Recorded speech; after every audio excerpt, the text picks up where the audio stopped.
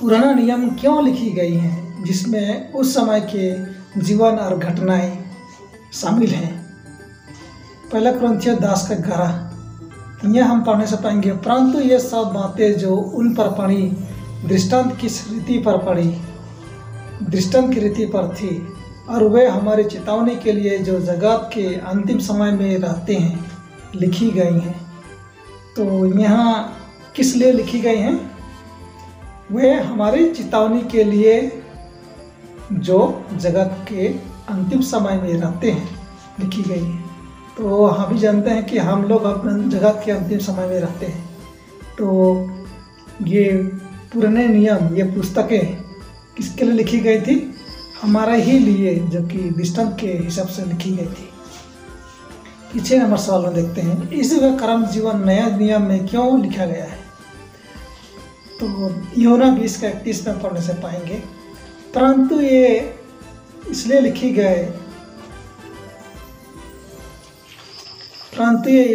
गई हैं कि तुम विश्वास करो कि यीशु ही परमेश्वर का पुत्र मसीह है, और विश्वास करके उसके नाम से जीवन पाओ। तो यहाँ हम क्यों लिखे गए हैं?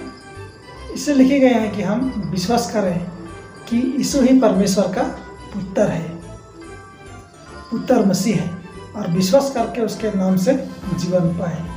तो हमारे लिए ही लिखे गए हैं कि हम यीशु में विश्वास करके, जो कि वह हमारे मसीह है, और इस विश्वास के द्वारा हम उद्धार पा सकें।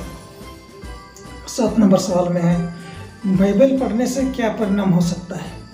2 तीमुथियुस 3:15 और बालकपन से पवित्र शास्त्र तेरा जना हुआ है, जो तुझे मसीह पर विश्वास करने से उद्धार प्राप्त करने के लिए बुद्धिमान बना सकता है।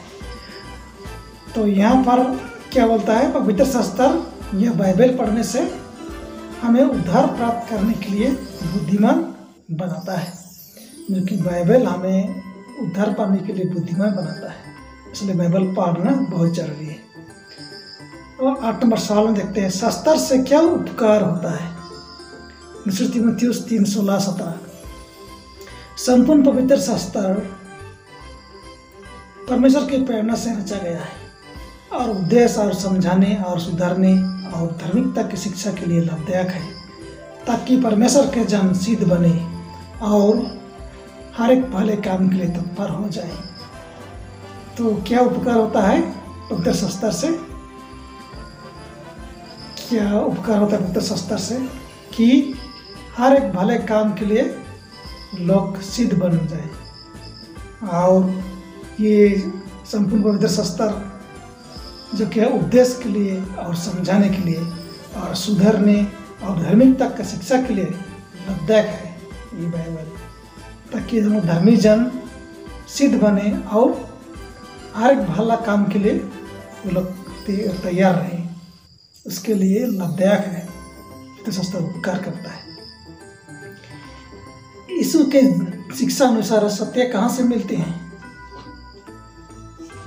यीशु के शिक्षा अनुसार सत्य कहाँ से मिलता है? यूहन्ना 17:17 सत्य के द्वारा उन्हें पवित्र कर, तेरे वचन सत्य है। तो यहाँ सत्य कहाँ है?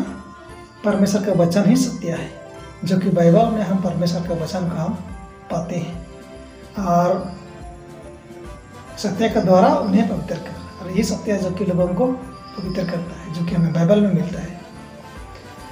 सदुकी जो एक विशेष धर्म संप्रदाय के दल के लोग थे, शास्त्र की क्यों भूल व्याख्या करते थे और शास्त्र को क्यों अच्छी तरह समझ नहीं पाते थे? तो मत्ती 22:29 को पढ़ने से पाएंगे, यीशु ने उन्हें एक उत्तर दिया, तुम पवित्र शास्त्र और परमेश्वर के समर्थ को नहीं जानते, इस कारण भूल में पड़ गए हो। तो उन लोग को भूल में पड़ना क्या है? वो लोग पवित्र शास्त्र का और परमेश्वर का समर्थ को नहीं जानते थे, और वो अपना नियम बना के वो लोग चलते थे। इसलिए वो सब सदुकी फरीसी लोग भूल में पड़ गए थे।